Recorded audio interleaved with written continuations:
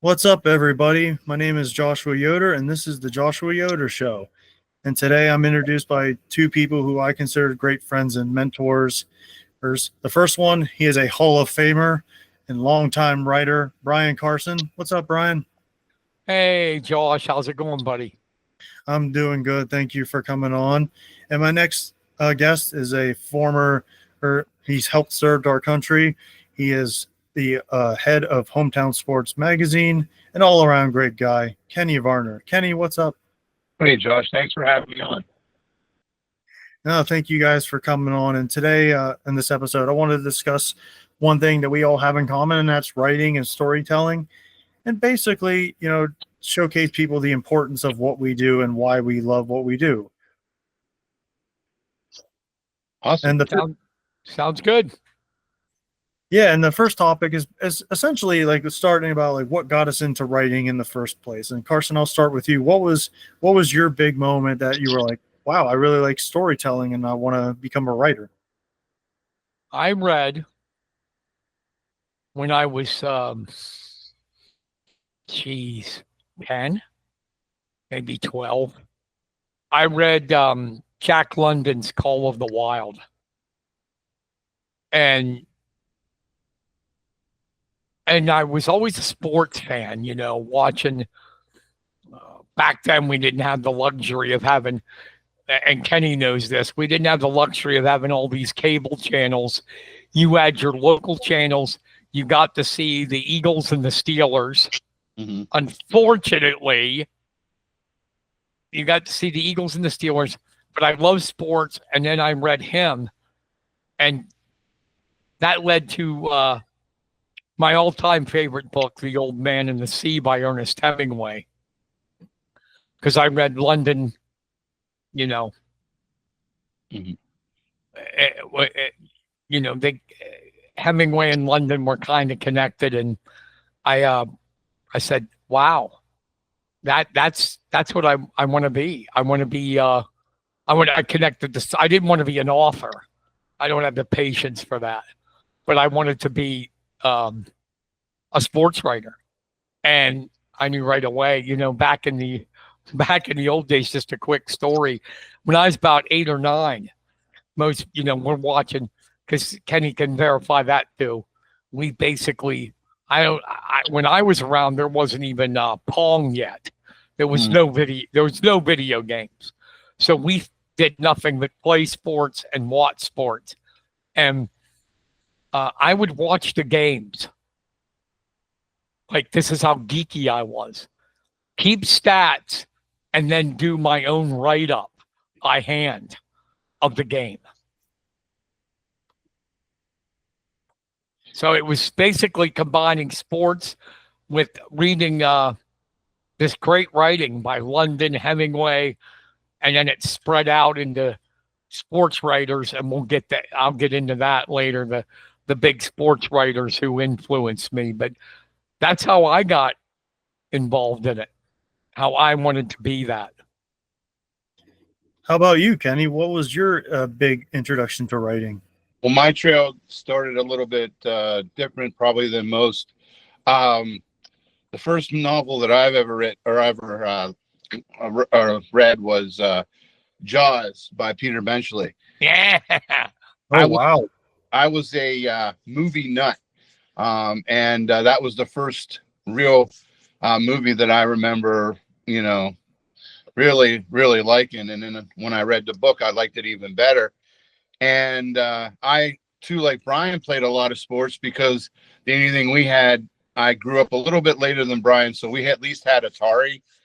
And so we would make our own characters when we played Atari, and kind of made it like a little league. And we'd do like kind of like, I don't want to say fantasy writing, but we had our own characters, and we'd have weekly league where we'd go to each other's houses, and we'd kind of do a little update on after that, because the details on the early Ataris, they were very pixelated, so you had to use your imagination. So but I took that imagination then into middle school, and I started to write scripts. like movie scripts or something, with the hopes of maybe someday getting published, or even, with the about the time I was in high school, my dad had a video camera, and we were one of the first ones on the block to have one. And I would write stories that I could bring my friends into, and do little skits on TV. And then I got into the service to start doing a little bit more writing. And I was also a big sports fan. And at that time, ESPN was just in its glory. And I followed sports like crazy all the way up until I got out of the service, and I had written two scripts while I was in.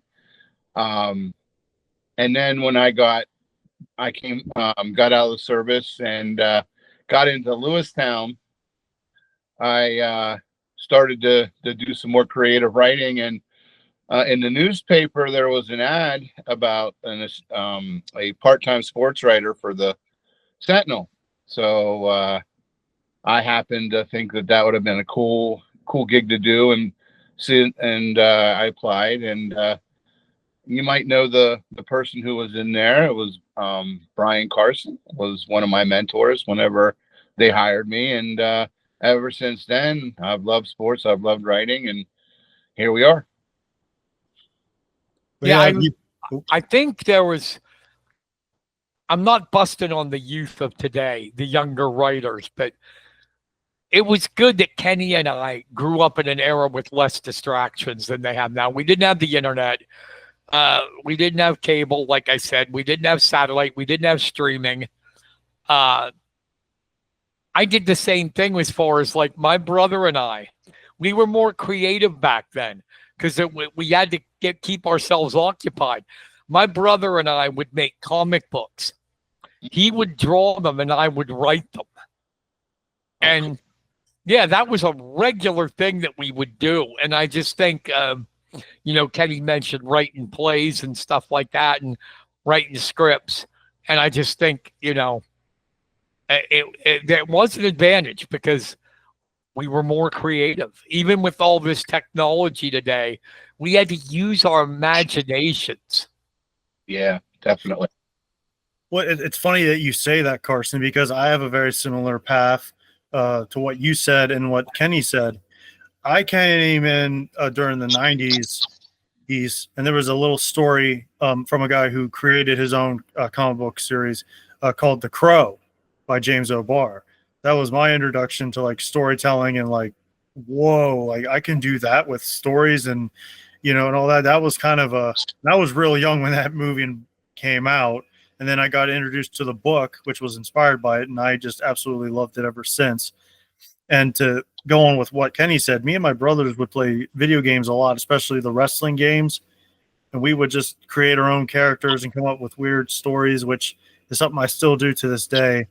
And it's really been a lot of fun, doing that. And kind of go piggybacking what you said, Carson. Yeah, the internet wasn't really as big as it was back then when I was a kid either. And a lot of stuff nowadays, everyone just look stuff up and without really, having much of an imagination, which is kind of a shame because I think it's a fun thing to have, an imagination. Yeah. The funny thing is you're talking about what I said about the imagination. The other thing I remember vividly is my brother and I we were in like a lot of kids into pro wrestling back then. We made our own pro wrestling board game.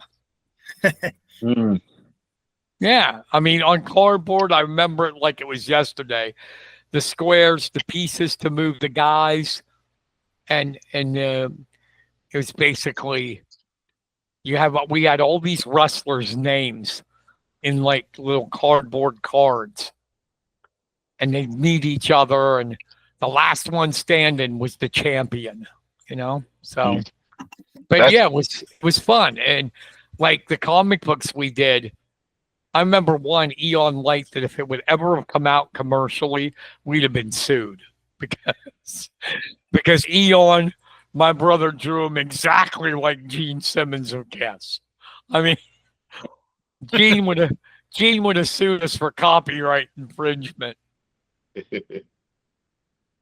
Yeah, and actually, speaking of video games, and like for me personally, video games nowadays, they're kind of becoming more of like a TV show and like really big on story and creation. Back then with all these RPGs, like one of my favorite writers and other influences, a guy by the name of Yu Suzuki, who was more known for helping build up Sega with stuff like Virtua Fighter, the Shenmue. He was really big in storytelling, and he really he did a lot of things before it's now commonplace, like the whole open world thing, and you got to make choices with everything, and you just got to follow the story after you make your choices. Stuff like that has always been a big influence on me as well. And also, well, you mentioned comic books. If you look at my avatar, it's Daredevil. Frank Miller was another influence that I like, so, and all that was able to help me be an influence and do the things that I like to do. And so who are some of your guys, starting with you, Kenny, like who are some of your influences as a writer? Stan Lee, like you said, I was a comic book nerd. I used to love going to the stores and looking at the new issues that came out that month. I always read I was more of a Marvel guy than a DC. Me too. But I love the Avengers, and I forget Ramada. He was one of my favorite artists. He was one of those artists that like to put as many characters in a standard comic book as he could, and I followed him a lot. I wasn't much of a reader. I read every one of Peter Benchley's books, but I didn't spend a lot of time writing or reading. I was out playing sports. I'd be out from dusk till dawn. So I didn't really sit down and have, I'm one of these people who don't have a very long attention span. So to sit down and read a chapter a day or something, I wasn't able to really do that unless I was going on a drive with my parents and I wanted to shut them out mentally. I'd get a book. But I would have to say, like I said, Stan Lee and just basically comic books, because you could go through a comic book in no time at all and still get a good story. How about you, Carson? Well, the comic book side, I was into Marvel as well. Stan Lee's got to be the guy that got everybody into comics. My God, look at what he created. But my favorite comic was Tomb of Dracula with Gene Colan and Marv Wolfman, the writer and artists. But read books, I make no bones about it. It was Ernest Hemingway. I was like, my God, let me be able to write one sentence like him and I'll be happy. Just a great writer. As far as the sports side, I remember my mom for Christmas got me a book. Like I said, there was no internet yet, on the best of Jim Murray. She just saw it. Didn't know who he was. He was, for those who don't know, he's dead now. He's a former sports writer for the LA Times, Los Angeles Times. And I read it. And it changed my life. It really did. I mean, it was just a little mini biography of him and then samples of his work. And I was like, my God. He's the greatest sports writer ever in my mind. Nobody's even come close, and nobody will. And I have told you guys this publicly and privately. I steal from him every single time I write. Not his exact words. I don't mean that kind of stealing. I mean his style with humor, metaphors. Like before we came on, I told you about the Soylent Green stuff, putting that in a column. That is all Jim Murray. And you know, and then when the internet came, I just devoured his stuff that was put online. Because, like I said, unfortunately, he's dead now, but he was one of the only sports writers to win the Pulitzer Prize for commentary. And I would say him, as far as if we're just going to go solely into sports, him and my other guy was Red Smith, baseball writer for the New York Times. Those two, and more modern, I like Dan Pompei of The Athletic for football, and really good writer Rick Riley, Sports Illustrated, you know. But as far as that, it was Hemingway and Jim Murray, my two biggest influences. No, those are pretty good. I remember when you first told me about him, I went and looked him up, and my goodness, he had a sense of humor, didn't he? Trust me, guys, if anybody's out there listening, take my advice on this. You want to be a decent sports writer, find anything Jim Murray wrote. Read it, study it, read it again, and try to at least incorporate some of his style into your work. You'll be a better sports writer. I guarantee it. And speaking of styles of writing, I mean, what some of my favorite genres and to write about, or like read about, or even watch, or like martial arts, gothic, and sci-fi. What were some of the genres you guys like to go to when it comes to your story and writing? Me, I can honestly say it didn't matter. I love to read. I'm not exaggerating. I've read thousands of books, from nonfiction to fiction, whatever, you know, it doesn't matter to me. If it's good, I like it. There's a lot of books I've read that weren't good, but I still read them. But to read, it would be sports books, obviously. Nonfiction, I like biographies and stuff. And horror. I don't know if you know who he is, but one of my favorite writers is Richard Matheson. You ever heard of him? I'm not sure off the top of my head. I have to actually look him up, but that does sound a little familiar. How about you, Kenny? I've heard of him. He was an author and screenwriter. Here are some of his books that have been turned into movies. I Am Legend, not the crappy Will Smith one, the book. I Am Legend, The Legend of Hell House. He wrote the Night Stalker TV show. Oh, okay. Oh, that was him.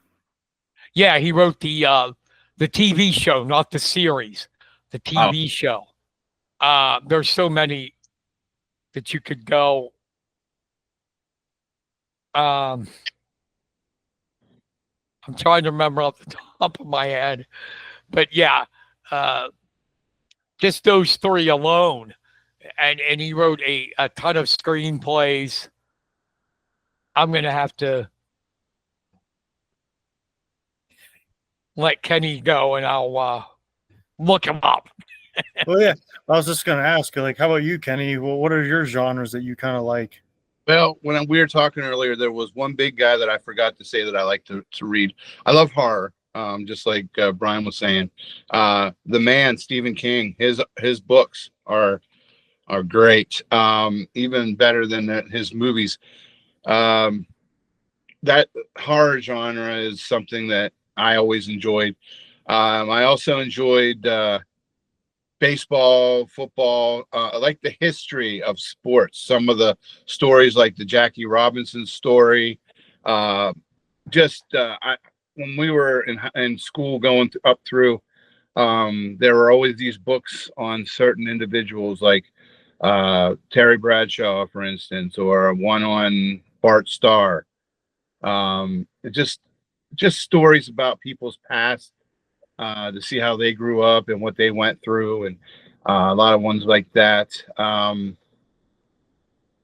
And I also liked beach related stories, Jaws, of course, but other ones that you could actually, when you're reading, the best thing about reading to me is when you can put a picture in your head and like read it, and you're like watching a movie inside your head as you're reading it.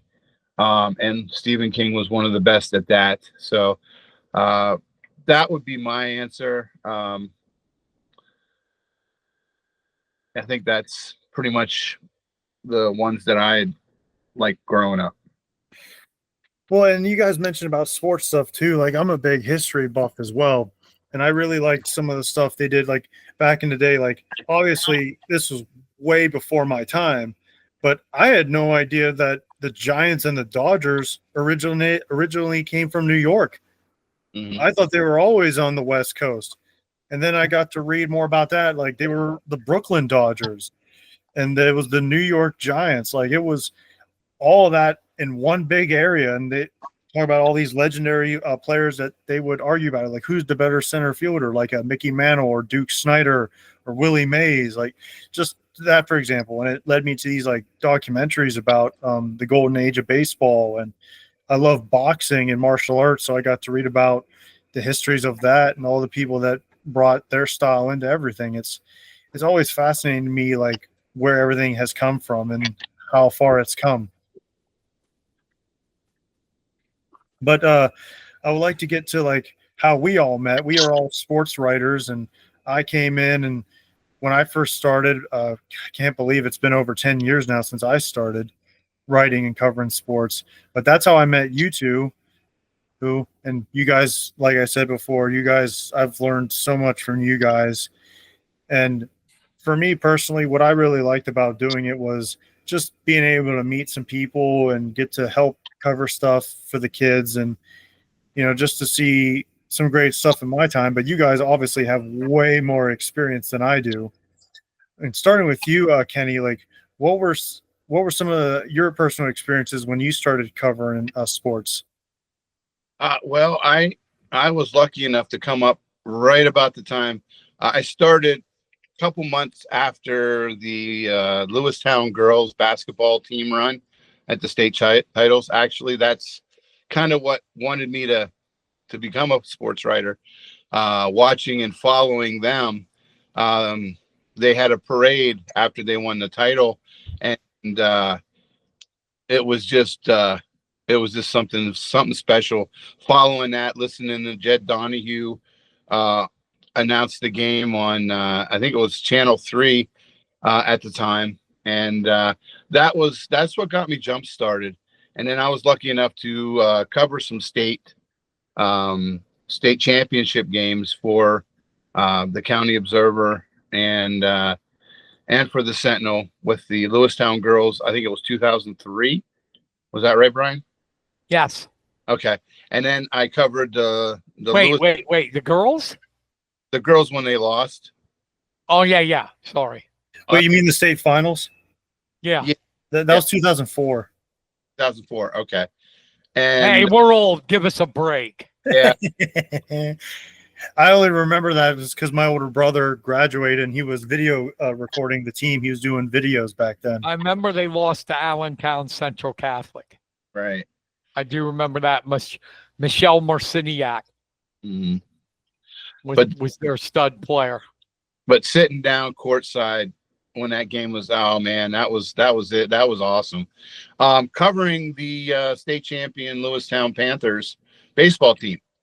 What was really cool is I worked for the Observer, and they went and practiced before the game against Mifflinburg, and I was actually following the school bus, and got a chance to watch the practice beforehand, and then actually watch the game. And this was like and cover that.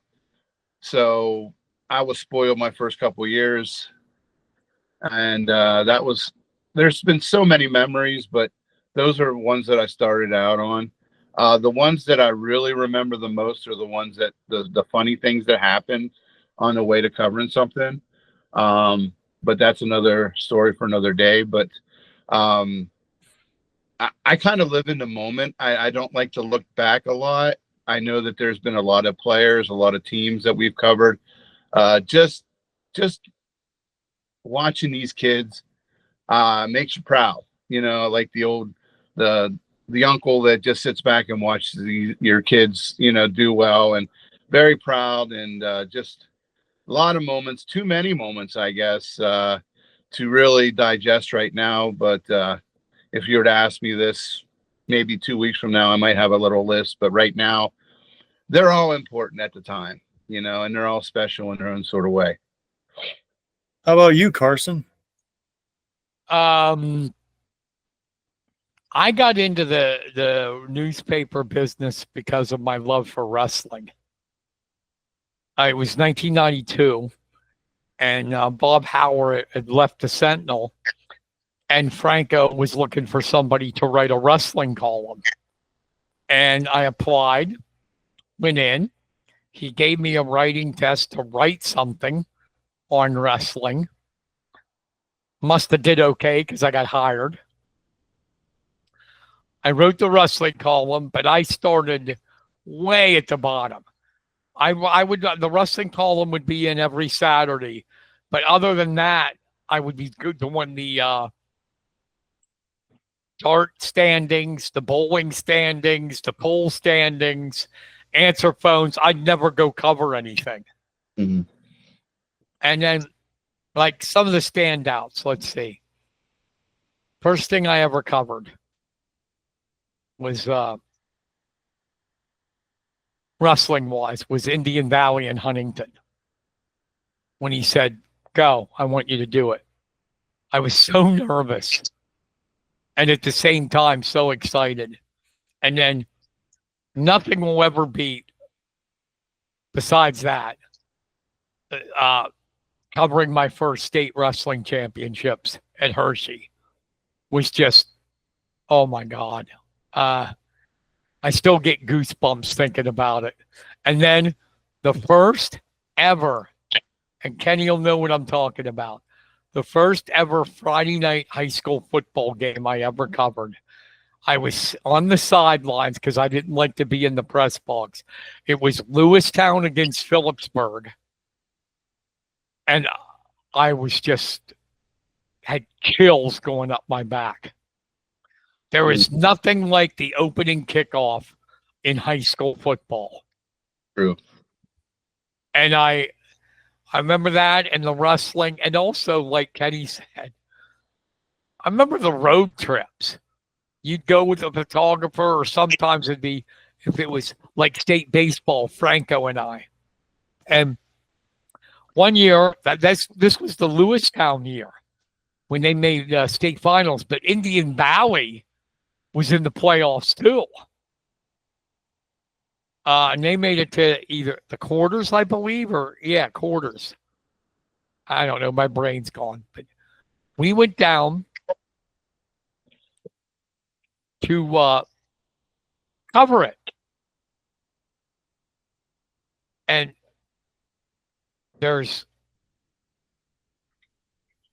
you got time for this story, right? Yeah, I got time. We're at the Indiana, Pennsylvania, where they had it. I forget who Indian Valley was playing now. God help me. Lewistown was playing Brownsville out of District 7. And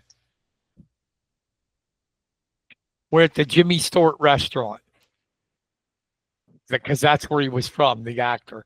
There was me, Franco, Buffy Boyer, Ray Wild, and Fred Zook. There's a Fred, crew right there. And Fred, God rest his soul, great guy.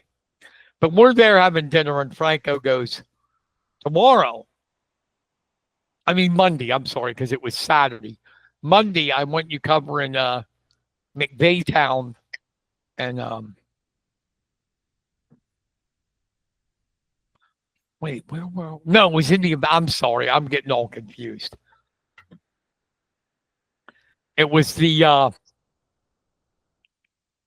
wasn't their championship year, my bad. But we were down there covering them. This is when the McVaytown 7 were killing everybody in Babe Ruth. And they had to cover Jaegertown. I had to cover Jaegertown, which is one of the worst teams ever in that year. I can't remember it now, but I said, oh, Christ, Franco, why do I got to cover that game? McVaytown's going to kill them. Jaegertown sucks. And Ray Wild's kicking me underneath the table. And I went like, why in the hell is he kicking me? And Fred Zook sitting right beside me, the manager of Jaegertown. And I had just said they sucked. And I felt so bad. I said, oh my God, Fred, I'm sorry. And he goes, it's okay. We do suck. That's the kind of guy he was. And then another one is, we're coming back from Altoona, and there's me, Brian Sivitz. Do you remember him, Kenny? Yeah, photographer. Yeah. And Franco. And we're driving. We get to, I think it was like, I have to get out past Huntington, heading to Mount Union. You remember? Uh-huh. Before they had the thing built that State College takes you right to Altoona, we were going that way. And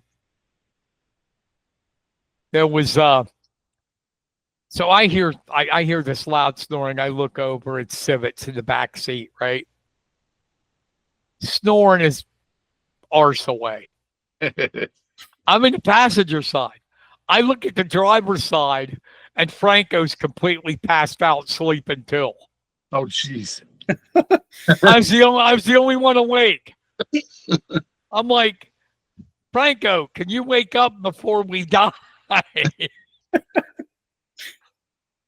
It was those kind of road trips that have the memories for me. Plus, like I said, wrestling and football, just certain things. And then, I don't know, I think Kenny will probably agree. Any story I write, I'm excited about it. Yes. Yeah. And, you know, any. Mm-hmm. Yeah, and that actually kind of once leans me into my next question, or like for us to discuss, is that for me, I really think it's important that for us, especially here where we are, we're from a small town here in Pennsylvania, and we're all trying to help, keep things, being reported on, and trying to help, promote things and try to better the community. And I think stuff like that is very important, especially, like I said, we're a small town, a small community here in Pennsylvania. And that's one of the reasons why I love doing it, is because I want to try to help build things. And for me, like, I think it's something that's like, I don't want to say it's slowly going away, but it does kind of feel that way, doesn't it?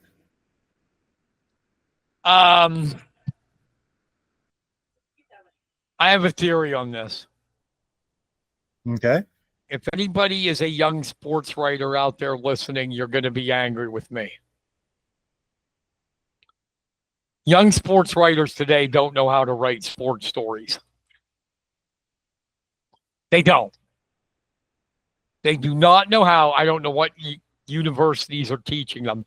They do not know how to write a real story, because it's all about, they've grown up, and I don't blame them. They've grown up in an age of Twitter, Facebook, all this social media.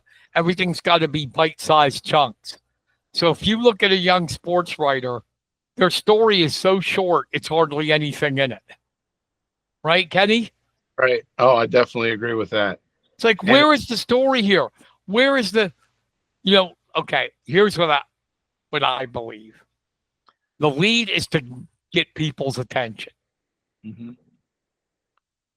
The nut graph, which these young kids a lot don't even know what it is, follows the lead, and it's explaining why you got their attention, why they should read it. And then you try to find an angle to write the story with. And I know game stories can be hard because they are kind of formula. Here's the score. Here's what happened where, quotes, blah, blah, blah. But young people, okay, look at any newspaper. Kenny, Mm-hmm. you can see for yourself. Josh, see for yourself.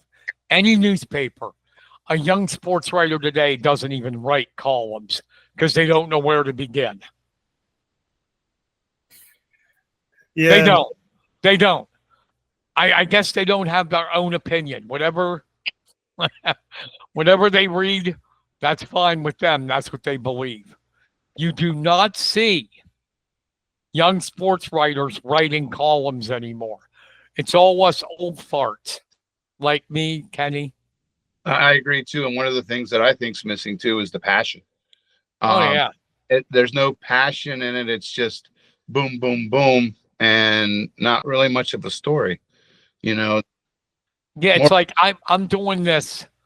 I'm here right now so I can get some experience and then go apply at another job for more money.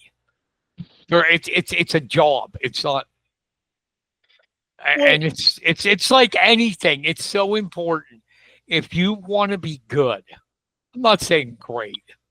It's hard to be great, but if you want to be good, better than average, you got to have a passion, a love for it.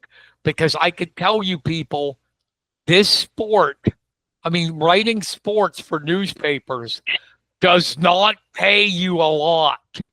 No. Even at the ones they call big ones, like New York Times and stuff now, it's about what, 60, 80,000, which sounds great, but living in a city, try to live in a city on $60,000. Lewistown, you could live perfect. Right. But in a city, no. Yeah, and it's definitely an issue that, I think needs to be addressed. But what you kind of said, Carson, or you and Kenny said, kind of leans me into like what I also wanted to talk about too, that especially with the younger generation of writers, is that you don't see them write columns because they don't know the difference between personal opinion and just writing what actually happened. Like, there's so many people nowadays that are like, well, you guys write down your opinions. And I say, well, yeah, if it's a column, but if it's like a news story or a sports story, you just write what happened. Why there's no columns is another reason. Since we're talking about it, I'll come straight out, give you my opinions. Except for the game they're covering. There's hardly, I will not name them, of course not. I know a lot of sports writers that don't even watch sports. How can you do that? How? They don't. Yeah, and it's like they also like to have like an opinion on things. I'm like, well, that's great that you have an opinion, but what does it have to do with what the game that you covered or watched, or you're trying to write a story? Like, you can't have your opinion in a story. You can have your opinion in a column, but and this is just my humble opinion, do they even know the difference between the two? Mine, Kenny made a good point. I want to circle back to it. Since they don't watch sports, the younger ones, a lot of the younger ones. Kenny mentioned about how Jed Donahue got him fired up. Mm-hmm. And I understand that. Jed's really good. And you've worked with him, Kenny. I had the pleasure of doing wrestling and football with him. He's a pro. Yes, definitely. Taught me a lot about broadcasting. But a lot of us, Kenny and I's age, got into sports and they don't get enough credit. Do broadcasters. Mm-hmm. Mine was, and I know a lot won't remember him, and it's a shame, Kurt Gowdy. Vin Scully, Dick Enberg. These guys, man, it's like Madden and Summerall. Yep. Made you want to watch. Yep. And they the way they spoke, it also, back to what I was saying earlier about, they painted a picture. You can almost see in your head what was going on, and the players and stuff, and they painted a nice canvas for you to be listening to. Because back when Brian and I were coming up through, it was radio that we more than anything, and you'd have like the Yankees was my team, and Bill Rizzuto, Bill White, holy cow. Yep. And even Harry Carey when he was sober. I got to admit, Will Ferrell does a great Harry Carey.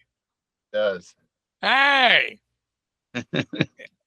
if the moon was made of cheese, would you eat it? And Harry, if you saw Harry later in his life, he would get senile like that. Mm-hmm. Right in the middle of a Cubs game, he would go into stuff like that.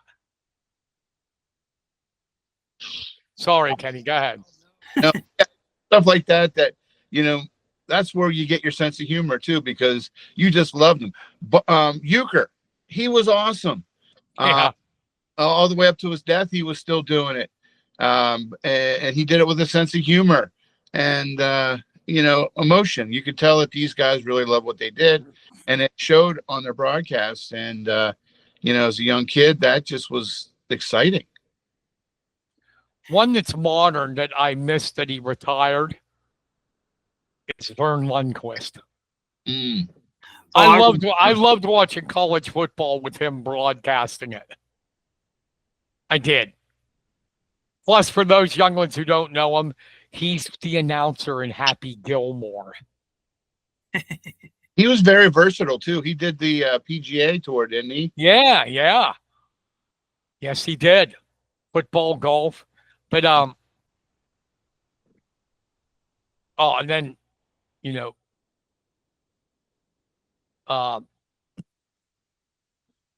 Jack Buck, Joe's dad. Him and Hank Stram, the former coach of the Chiefs. I'll tell you how it was. Monday Night Football, after they made the gigantically huge mistake of getting rid of Howard Cosell.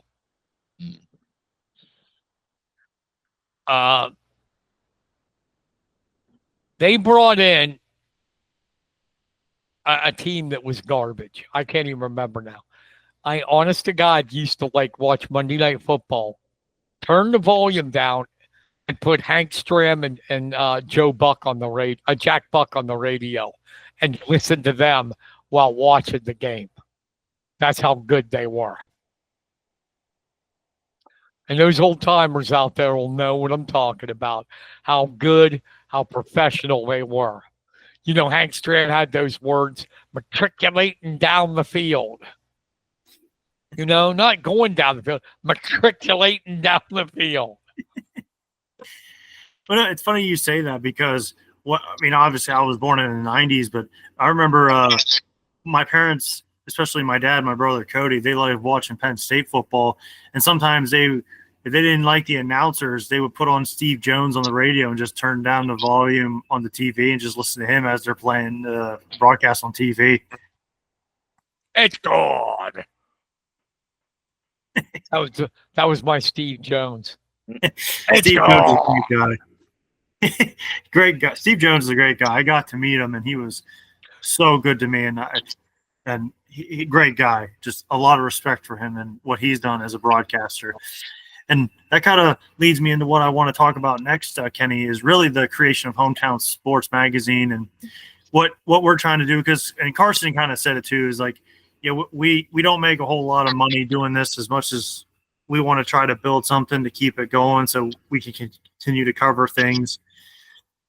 And it's kind of, I will admit, it is kind of frustrating in some regards because we want to be able to cover as much as we can and build something, like I said, for the community. So Kenny, how difficult, I guess, try to explain to people how difficult it is to try to get everything covered or mention things, whether it be Wait, just wait. Can I butt in? sure. Before you answer that, Kenny, Uh-huh. I'm going to ask you a question. Oh. What was it where made you want to start the magazine in the first place? Well, I was kind of frustrated at the time. I was working for the local newspaper, and we had lost so many pages, and we weren't covering the stuff that I really thought should be covered. And I wanted to do more. And what I was doing, I figured, was just wasting my time, really, sitting and putting in scores and stuff, and even working circulation at a little bit. Now, granted, that I went through, and they've been really good to me in the past and still good to me now, but I wanted to do more. I wanted to cover more stuff because there are so many kids out there that after their games, or after they stop playing in Little League or even Babe Ruth, you know, they have nothing to show for it. They have nothing to show their kids and say, you know, hey, this was me. Look, I did this. They have something to show their kids, or maybe if I wrote a story about a Little League game where somebody that wasn't one of the stars made a great play, you know, it might help their self-esteem. So I wanted to cover more. I wanted to do the little these younger sports and some of the older sports, because a lot of times things were locked in around high school. And I always wanted to just open up and do a variety. And I had the opportunity with a friend of mine to start the magazine, and we were able to do that, luckily. And that's pretty much how it started. And you know, but it wasn't without paying dues, you know, working through the local newspaper and learning so much from the, you know, the other people that I kind of modeled myself after, if that makes any sense. Yeah. So how long has the magazine been going? It is actually in its 19th year, going to hit 20 here in January. Wow, you are an old bastard, man. I am. My wife will tell you that. Yeah, but it's been a fun, quick ride, I'll tell you, and it keeps getting better. I love doing it. Yeah, no, that's awesome, and I love, you know, helping you guys out with it as well. I guess what I'm trying to ask is, like, can it be sometimes like we're trying to help cover as much as we can? I guess some people that, you know, are listening to this, it's like, explain to the people like how we try to cover as much as we can, and it's not always easy to get everything. Yeah, but it's gotten easier through the years. What's kind of cool is people will come back to you and ask, well, why don't you cover this? Why don't you cover that? And at first I would be getting irritated because it's like, well, nobody told us about this. But then I realized, well, hey, they're taking us seriously if they're upset we're not covering them. So I find that if you just talk to the person who sent you something, tell us what it is, tell us what the connection to the coach, or give us some kind of person to talk to, that these people, they'll gladly give you that information, and then you get a chance to cover them. Or you can, with the social media and stuff, and with our website, it's easier to explain things to them. You know, it's like, look, we're a small newspaper or a small magazine. We got so many writers, but we'd love to cover it. Just need some more time. You know, give us more. Don't come to us tonight and say you need something covered tomorrow. You know, we need a little bit of, you know, leadway. But people are really great about, you know, giving you information. A lot of them just don't realize that you're not mind readers sometimes. And then you explain to them, hey, we didn't know this was going on. Can you have the coach send us a little write-up? Because we can't make it. And a lot of times people just want to be heard, and people just want their questions answered. So, and a lot of them are patient about it. But we are able to get out there and cover a lot of the stuff that friends and fans tell us about. And truthfully, when they get on Kenny about it, Kenny says, "Yeah, tell us, we'll get to it." And then he secretly goes, "Hell with you. I ain't covering a damn thing that you want me to cover." No, all kidding aside, it is. It's about the people. Mm-hmm. It's why we do it. It really, really is. Now, like I said, I won't say names. There's some sports writers who do it just to get their freaking byline in the paper or on the internet to say, "Look, I wrote this. Look, I wrote that." Well, you're not going to be good if you're like that. Kenny and I do it, and I know you do it too, Josh. I got a couple weeks ago, I got a private message on Facebook from Carter Smith's grandma. And this is why we do it. Guarantee you. It's why Kenny does it. It's why you do it. She said to me, "When you covered my son, Nathan Smith, Carter's dad, I saved every article you wrote on him in a scrapbook. And now I'm doing it with Carter, my grandson. Thank you." Bam. That's why we do it. That's like Christmas, reading something like that. No, I can definitely attest to that, because one of my personal favorite moments was, God rest his soul, he no longer is with us, but Damon Beeston. And it was your idea, Kenny. You had reached out to me about doing a story about him, and I didn't know what happened. And then he tragically, passed away. He was a young kid, and they were doing this special event in honor of him. They were doing like a little fun get together baseball thing. So I was like, okay, well, I'll do it. And then when I got there and I found out like a little bit more about what happened, I was like, man, I got to really, I really wanted to do my best for this story, because, the community came out, they were supportive of the family. So I really wanted to do the best I could for it. And so I did the story and I sent it to you.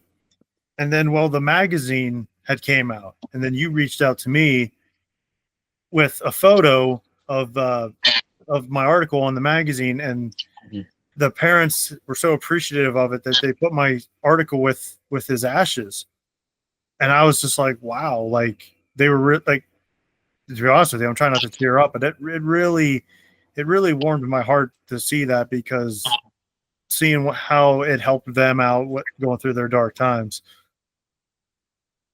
Yeah, that's awesome. It doesn't get It's what it's about. We all, if you care about the job, we all have stories like that. All. And they're special. They stand out. Yeah, and that's why I love doing what I'm doing. Like, it's just so much fun, and then obviously you guys have bigger memories and like a lot more experience about it than I do. But I remember some of the moments, and honestly, I didn't even realize at the time until I started doing an article about it.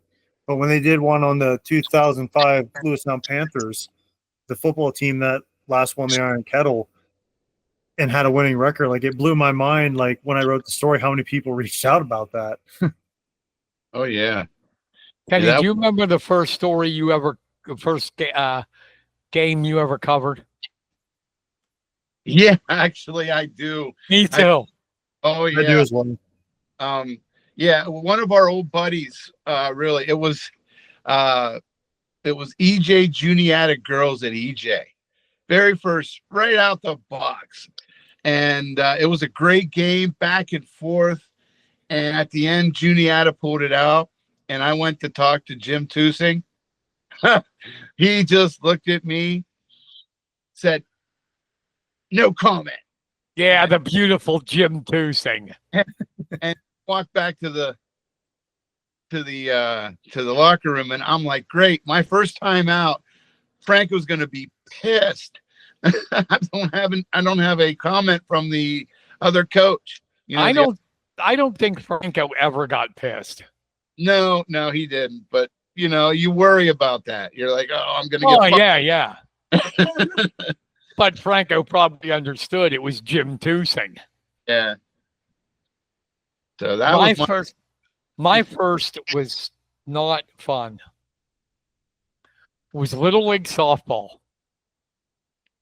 And I can't remember the teams, but it was Little League softball. Ready for this? Final score was 24-21. Wow. Imagine trying to keep a scorebook at 24-21. Wow. And then halfway, the game's almost over, and a rainstorm hit, a downpour. And they decided not to cancel it, like to stop it, since it was almost over. So I had no umbrella. I'm soaked. My scorebook's getting wet. The game took hours, and I had to go back and write it. That was my first story. I was honestly like, damn, I want to quit this. Mine was a girls' basketball game between EJ and Midwest. Geez, how'd you guys get high school games? I got Little League.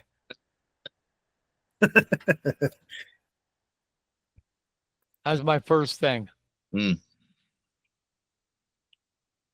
First thing I ever covered high school was that Indian Valley Huntington wrestling match. That was fun. I enjoyed that so much. And I actually kind of wanted, one of the things I wanted to ask you guys next was, for me, I do enjoy covering like really any sports, but my number one that I always enjoyed was baseball. And Carson, I guess I know what your answer is. Everybody that he's ever read me knows what mine is. Football's a close second, though. But I would put it wrestling and then football. 1A wrestling, 1B football. How about you, Kenny? I liked two spring sports. And you guys, one of the reasons you guys will never believe, but I like to cover track and field. I loved covering track and field. I used to run when I was in high school. And no, there wasn't a pizza at the finish line. I actually about 170 pounds in high school, and you wouldn't know that looking at me now. But anyway, I enjoyed covering that. The coaches there were always great. And I liked kind of a combination, softball and baseball. I guess the spring season to me is like my favorite time of the year. I love football, but it can get so demanding with the agates and stuff. Oh, the stats are horrible. Yeah, and you can, it's not easy doing that. Yeah. And watching that, I mean, you want to enjoy and soak in the game too as well, but a lot of times you don't get a chance. The one that grew on me the most, Kenny, and not just because of Carter, but it was even before that, it's cross country. I like cross country because it's great to cover. You can, if you're not athletic, you don't have to run around with them. You can like sit out there in usually nice weather, watch the runners come in down the stretch, and it's cool. And I think it's because it's not so intensive as, I mean, without a doubt, in high school, football's the toughest one to cover. Yes. There's so many stats to keep, and I said that I've covered football. Even now, sometimes I cover a stream, but in my 33 years, I've never watched a game. You're so busy keeping stats, you don't really watch the game. Yeah, you know what I mean? Yeah, you know what I mean. You don't get to sit there and enjoy the game because there's so much stats to it. Yeah, and if you get sidetracked for one play, that just throws off. Oh my God, yeah. Oh yeah, we've all been there. And I actually lacrosse is another sport, as well as soccer, that I really enjoy. But I wanted to give a shout out to two sports that I do enjoy covering, but it's hard to really explain to people like how good some of the matches were. And that's volleyball and tennis. Like I love covering them, but most people don't realize like how difficult it is to explain to them in stories, like how close or how competitive some of the games were. Like in tennis and volleyball, they only see like the overall final score. Like if a team loses in straight sets, they're like, oh, well, they must not be that very good. But then I have to explain to people, say, look at the individual matches. Look how close they are. Well, true. This is a true story. I played high school tennis.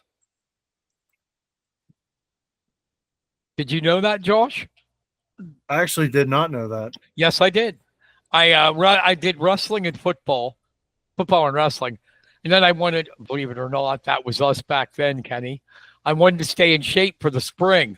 And I wasn't good at, I was not good at baseball. Fielding, I was okay. I couldn't hit the broadside of a barn.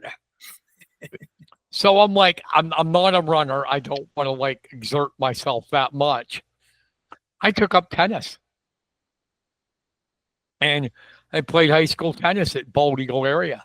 We were so good at Bald Eagle area. I graduated in 84. In 85, they dropped the sport. Wow. Why? That's how good we were. We were bad. We were bad.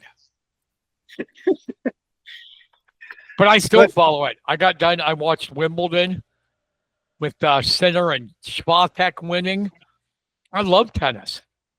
Well, and I guess that's what I'm trying to explain to people. Like, there's certain sports that I like to cover, but people, like, when they read it, they're like, they say certain things. I'm like, no, that's actually not true. Like, sometimes it's hard for people to realize, like, say volleyball could lose in 3 sets, right? And people will be like, well, then they must not be very good. And I'm like, read the individual scores. It's 25-23, 25-22. You know what I mean? Like, it's not like it was they were getting blown out all the time. You know what I mean? If I had to pick one, I don't like covering the most. I like them all, but basketball, and that's because I don't like loudmouth Codish. That's a joke, people. It's a joke. We love Codish. Yes.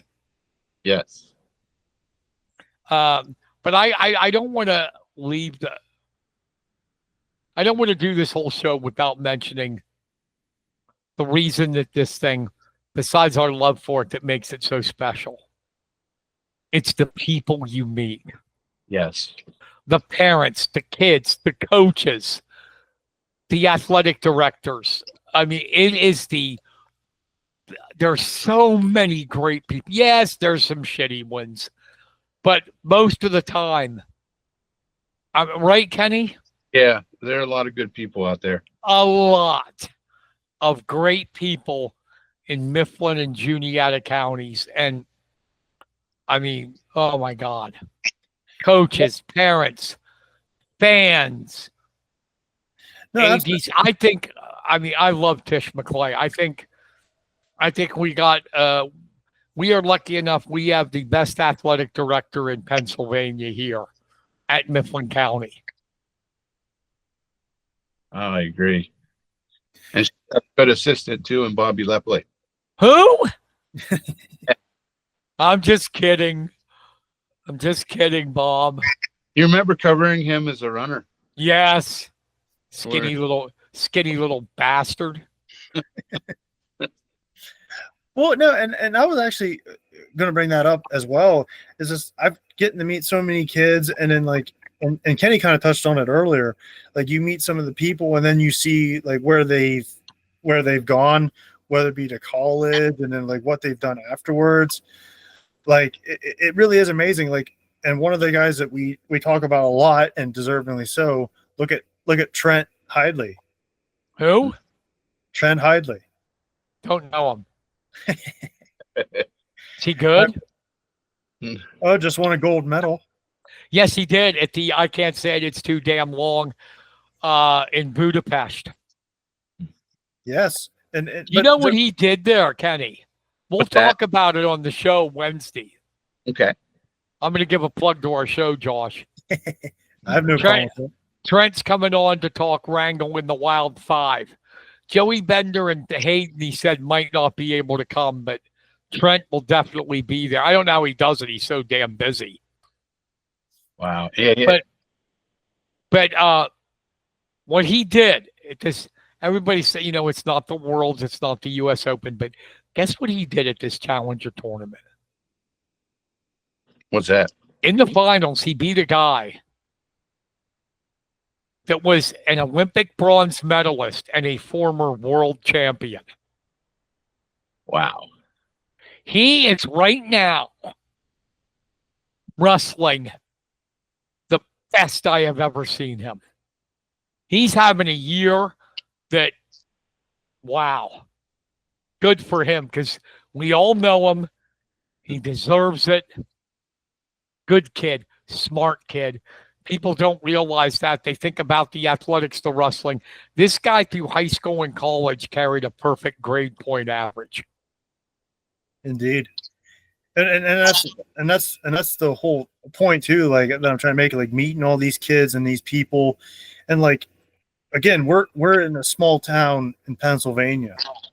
And to see someone like that, and not just him, like his brother Hayden's a coach. There's other people doing things outside of sports as well. It truly is great to see, and I think stuff like that is important to talk about. And wish is more talk is. Excuse me. I wish it was talked about more often than we hear nowadays.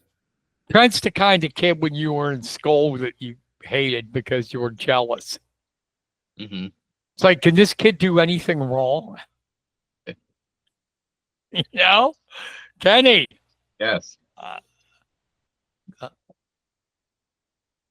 Can he do anything wrong? I don't think. I mean, I heard he was a great baseball and football player.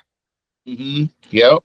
I remember covering him whenever he played for him and his dad won a all-star series, I believe, and a super series back in the day, if I can remember correctly.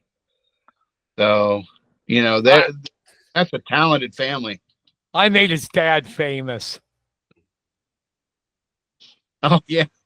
We played for the Avenue Raiders, and he got all the glory while I did the damn blocking. So he got the chicks, and I got a hot dog after the game. That's how far him and I go back. The Avenue Raiders, which became the Little Mingos. Mm-hmm. I don't even know if they even have a team anymore, but believe it or not, Kenny, I was the fullback. Wow. I'd do the blocking for him, and he'd get the 1,000 yards. They'd only give it to me if it was like 3rd and 1, and we needed a first. Brian up the middle. Well, isn't how it usually works with fullbacks anymore? I had one glory time, man, glory days, Bruce Springsteen, in my football, midget football career. We played Lewistown in a frickin' downpour, right? And I scored 4 touchdowns in the game. What year was that? Oh, my Lord. My God, Kenny. Well, there's a reason why I'm asking. It's got to be 80? 81? Were you on the team? I was on the Lewistown team that gave up the 4 touchdowns. I had, wait, before people go, wow, Carson, 4 touchdowns. Here was my yardage on the touchdowns. 1 yard, 1 yard, 2 yards, 1 yard. We were goal line. But You're really putting on the mileage, huh, Carson? I got a funny story out of that, though. Okay? Sure. I'm feeling good, man. Touchdowns are coming. We're on the kickoff. I think it was like second half. And it's like if you remember the game, Kenny, if you were there, it was a like mud puddle. Oh, everywhere. Everywhere. Downpour. And I'm looking like my eyes are scouting. I'm like, I'm going to take the littlest guy on Lewistown and I'm going to knock him on his ass on the kickoff. That's what I was looking for, right? So we kick off. I go running down to knock the guy on his butt. I see him, right? So I get there. He lays into me and knocks me off my feet on my ass. I mean, knocked me on my. Guess who it was? Nick Allison? Scott Popo. Oh, shit. Yeah. Oh, Scott, I picked one of the meanest SOBs around that I was going to knock him on his ass, and he plowed into me. I see Scott all the time when I go cover his son Evan and his team, the Fox Pro team for the CCBL. Mm-hmm. He's always been good to me. So Scott's a good guy. We ended up becoming friends. I mean, he used to come to my house. I used to go to his before I left Lewistown. Mm. But he knocked me right in my ass, Ken. No. It was embarrassing. It was embarrassing. I said, I'm going to take that little guy out. Boom! Someone got knocked out. It just wasn't who you thought it was going to be. No, it was me. Land on my back in a mud puddle. But see, like this is like one of the reasons why I wanted to talk about this for my podcast. It's just people don't realize how much fun we have doing this, and as much as we want to be able to like do as much as we can, and we can only do so much, but like what we do is just so much fun to do, and a lot of good memories, and appreciative of them as well. Yeah, it goes back to what I said, the people you meet and the passion you have for it. I don't think, and I think Kenny will agree, we've never worked a day in our lives. Nope. I mean, it can get a hassle sometimes, deadlines and all that, but we love every minute of it. Yeah. Yeah, I agree with both of you. And I think to add on to that is like you're like, oh, here's like a tough day and like stressed out, and you're just trying to get stuff to work and all that. And then you go cover something and it's like one of the best things you ever saw, and it just takes away all the frustration and stress of that moment. It's a labor of love. It really is. Yep. Yeah, and it's just nice. It's like, oh, you had a rough day, and all of a sudden you're covering a game, and it's like one of the best games you've seen in a while. It just takes away any stress that you have. Mm-hmm. And it goes back to that's what I think. If there is a problem in modern sports writing, it's that passion isn't there. Yeah, it isn't. I had no naming names, like I said. I had a sports writer, younger one, tell me once. We got to talking about it, books and that, and he said, and he was proud of it. He said, I haven't read a book since I graduated from college. Okay. I'm like, okay, man, try to be a good writer without reading. Even if it's sports, doesn't have to be Hemingway. Read sports. Read something, comic books, sports, dictionaries, something. And kind of, this is maybe a little off the subject, but for those younger writers that, might not get a chance to go to college, don't give up. Brian and I never went to college. No, I never touched college. Did you, Kenny? No. I haven't either. Well, there you go. Three of us. We're proof that what passion and love for what you're doing will get you far if you just have that passion and the responsibility of what you're doing. Yeah, and I'll tell all the viewers here what you guys told me. Write whatever is that you want, about whatever you want. The characters, just write. You know, not everyone's gonna like it, but that doesn't mean they hate you as a person or as a writer. Just write whatever you want. There's gonna be an audience that may like it. Build your audience, and who knows, maybe those people that may not necessarily like your stuff the first time read more of your stuff and are like, they might become fans of yours. Well, So that goes back. That goes back to the passion. If you don't write what gets your blood stirring, you're not going to be good. Mm-hmm. yeah, I just like writing, period. So that's why I think I've been able to transfer over to news. I've been writing a lot of news and that, and it's because I love to write. But if you don't have a passion for your subject and you don't love writing, you're in trouble. Yeah, and we're not just referring to like sports writing or No. and news writing. So like we're talking about novels or even like fun, like what Kenny and I said about playing video games or even board games like D&D. Like you could just come up with characters and just have fun with it. And it's art, because there is no one certain way that's correct. You know what I mean? Yes, there's standard ways of doing things, but your writing is yours, you know, and it doesn't have to be it, you know, it's got to be you, you know. You can't force a style that's not you. People will catch that in a heartbeat. Yes. Yeah, You got go ahead. to the one thing I would say is I've talked about this before. I went my very first year in the business, I went to a seminar in Harrisburg conducted by the Detroit Free Press. They were the big shot newspaper, sports paper in the country at that time. They had Mitch Albom, who was 16-time AP Sports Writer of the Year. And Albom was there. And he said something that there's only two things I remember about that whole damn seminar. And one of them was what he said. And it's so good.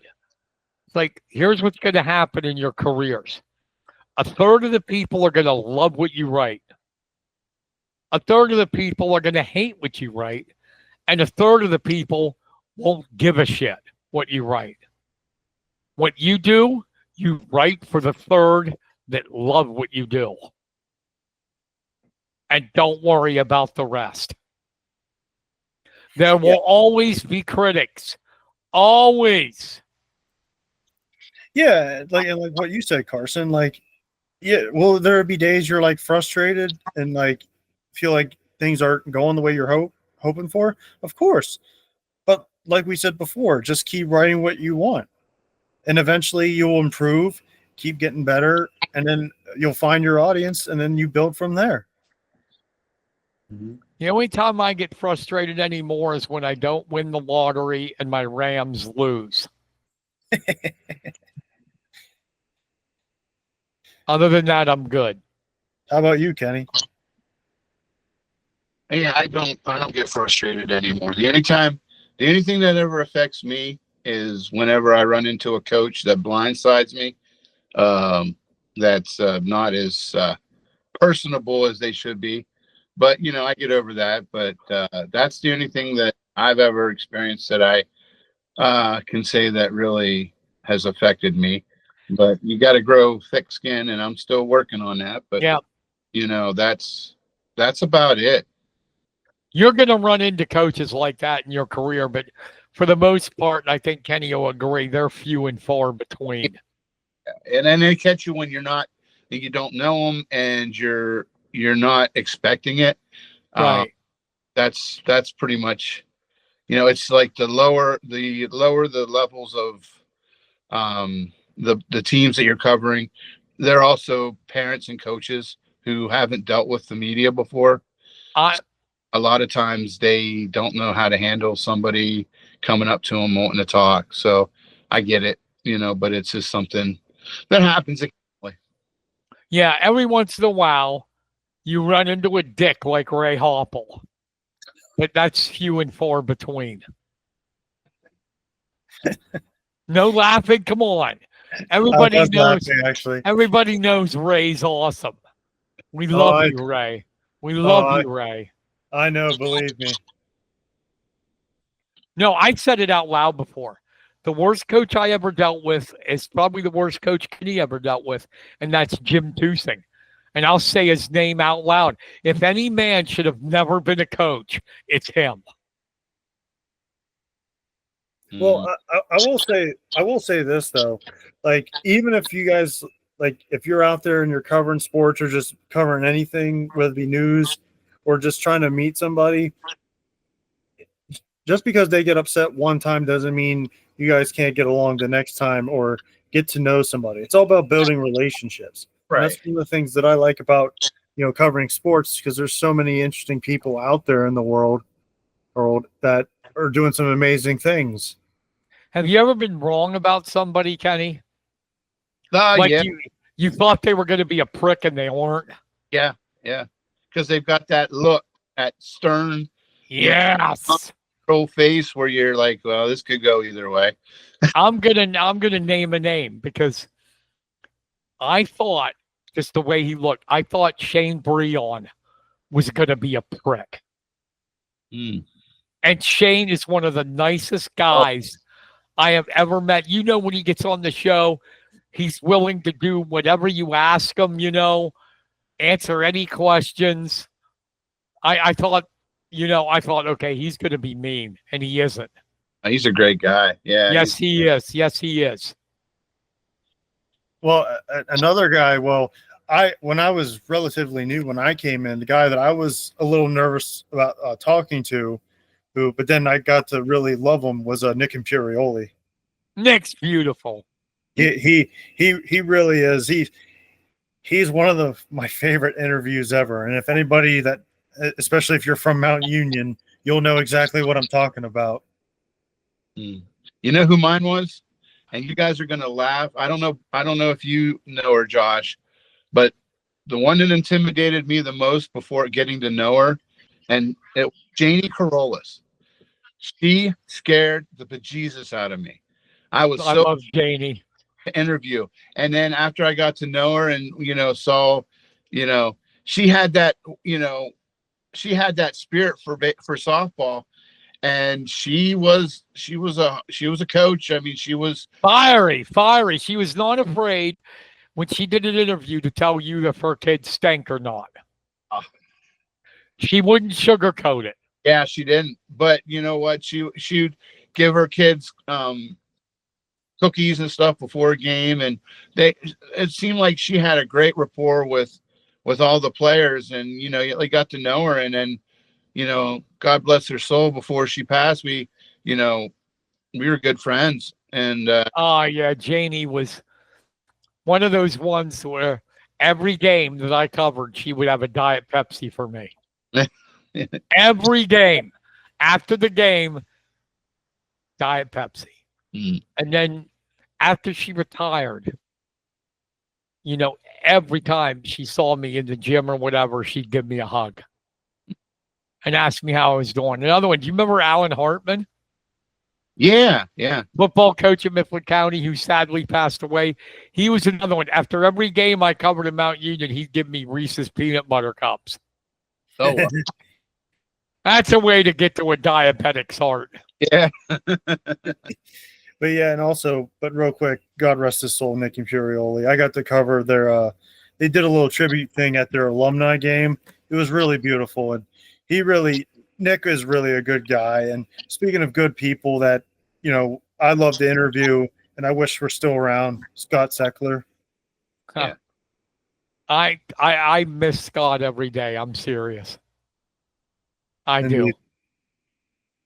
He was one of my favorite people of all time in this business. So one of my all-time favorite.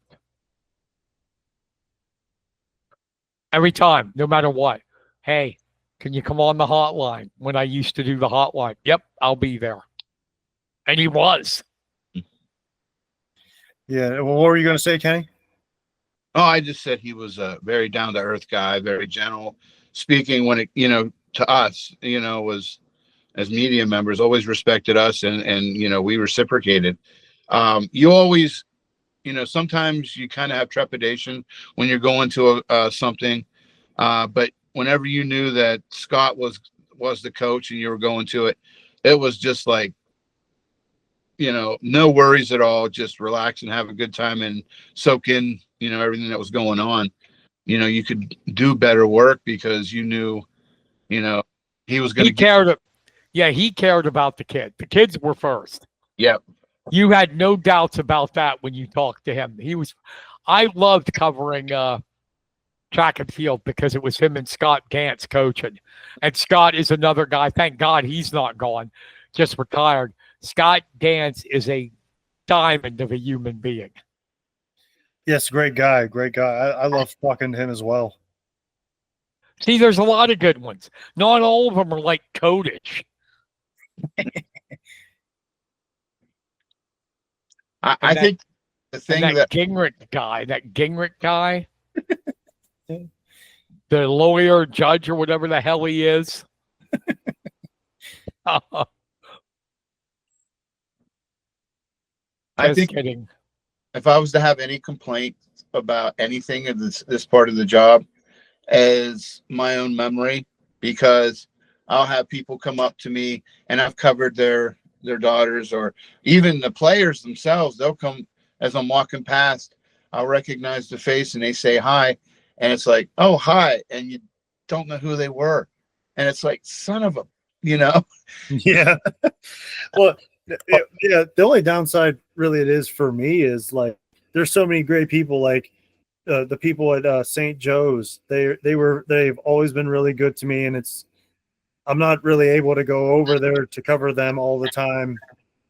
But they've always been really good to me. The people of Mount Union and the people of Juniata County have also been very good to me. There's just so many people that you wish you can go see more often, but for one reason or another, you can't always get there. I don't have that problem, Kenny. Anybody tries to get near me, my bodyguards stop them. I have one gripe about the sports writing today that I don't like. Forget the sports writers and but because of this Twitter era, social media era, the deadlines are getting earlier and earlier. Yes. Yeah, I'm right there with you. And that's like why I am not.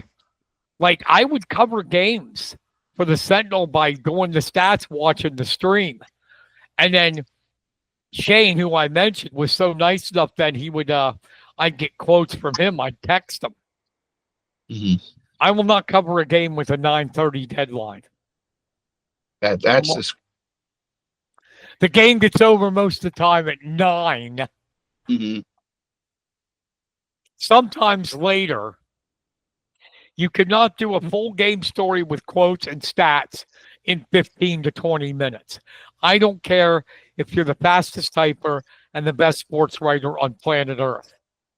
And I have this theory of myself. I said a long time ago, and I've kept to that. I will not put my name on something that's shit. I won't. I mean, when I first started, I thought it was good, but it was shit. But it's when we were first starting. We're all bad when we first start. Absolutely. Now I won't put anything on that's half-assed. I won't.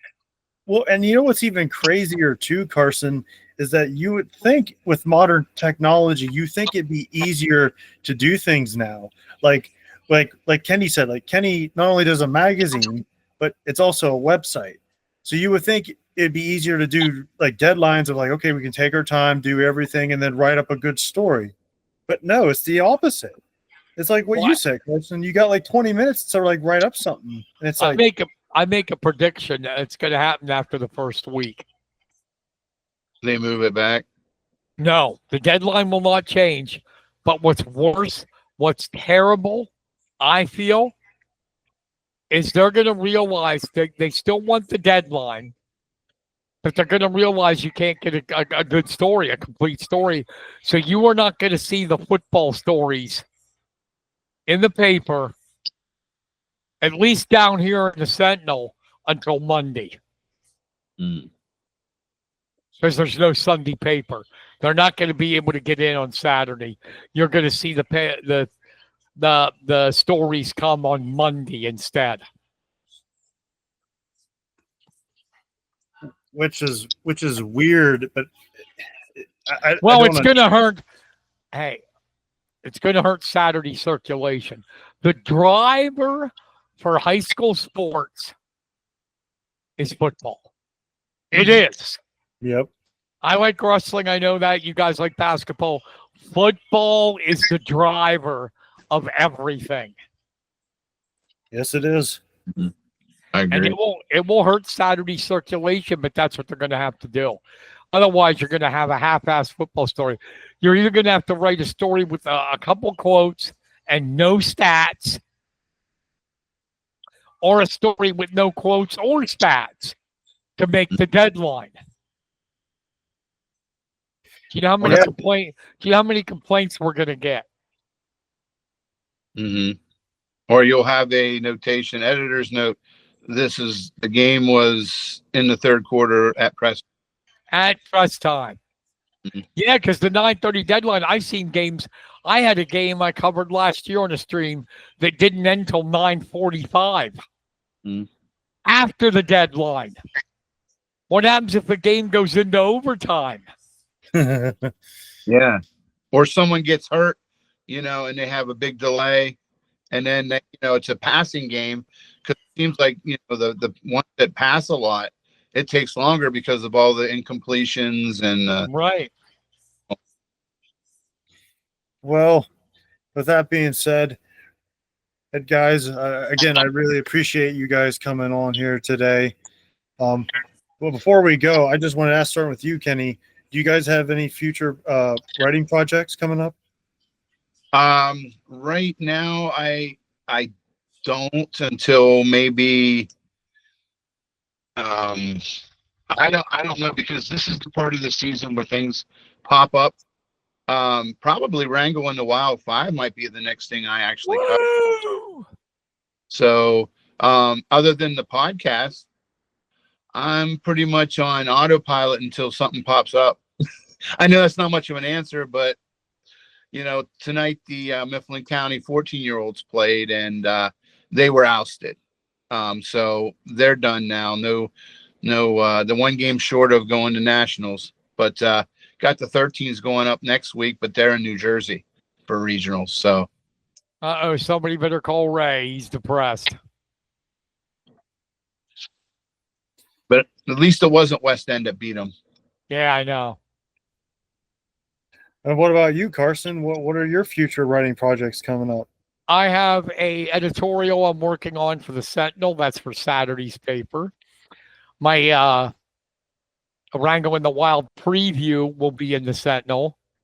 My Carson on Sports blog, I am finishing up a column on Cal Raleigh, the catcher for the Mariners, and the kind of season he's having. It's right up there. It's right up there with the Johnny Benches and Mike Piazzas. And I'm working on a story. Like I said, the Sentinel's been having me do a lot of news. I'm working on a story on the Trump spending bill, on how it'll affect people on Medicaid in Mifflin and Juniata County. But as far as sports, it's Wrangle in the Wild preview. And my Carson on Sports blog, I have a Cal Raleigh column coming. Oh, that's awesome. And me, I'll be working on some more stuff for my personal blog, the Joshua Yoder blog. I'm also trying to do a couple little stories for Kenny and hometown sports, and hopefully continue to build on this podcast, which, once again, I appreciate you both coming on here. And yeah, thanks. No problem. I wanted to write for hometown too, but Kenny told me no, he doesn't want me to. I don't think that's ever going to happen. But No, it was fun. It was fun talking. I like talking about writing and what influenced me and young people that want to be sports writers. If you ignore everything in this podcast tonight, just remember a couple things. Read a lot, write a lot. If you're going to go into sports, get everything you can on Jim Murray and copy his style. no, absolutely. And there's nothing wrong with wanting to get better. Yep. And always keep your passion. Don't ever lose your passion, because the next Right. person about, might change their life with just the letters you write. Yeah, absolutely. And with that being said, again, I appreciate you guys coming on the podcast. Hopefully this. Thanks, Josh. Thank you. And thank you for anyone here watching. Love you all. God bless. Be safe out there.